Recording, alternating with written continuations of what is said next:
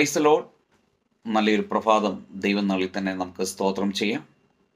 ഈ രാവിലെ സമയത്ത് ദൈവത്തിൻ്റെ പരിശുദ്ധാത്മാവ് നമുക്ക് നൽകുന്ന ആലോചന യെശയ്യാ പ്രവാചകന്റെ പുസ്തകം 31-ാം അധ്യായം 5-ാം വാക്യം. ദ ബുക്ക് ഓഫ് യെശയ്യാ ചാപ്റ്റർ 31 വേർഡ്സ് 5.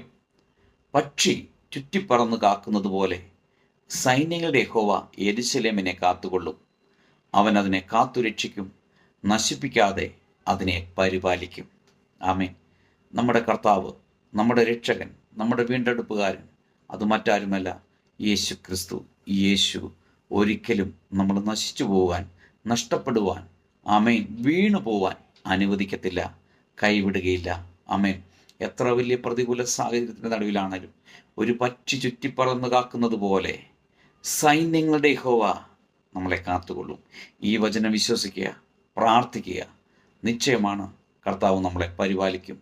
ഇന്ന് നമ്മൾ അനുഭവിക്കുന്ന ആ വലിയ കഷ്ടത്തിൽ നിന്ന് നമ്മളെ വിടുവിക്കും. നല്ല കർത്താവെ നന്ദിയോടെ സ്തുതിക്കുന്നു, സ്തോത്രം ചെയ്യുന്നു.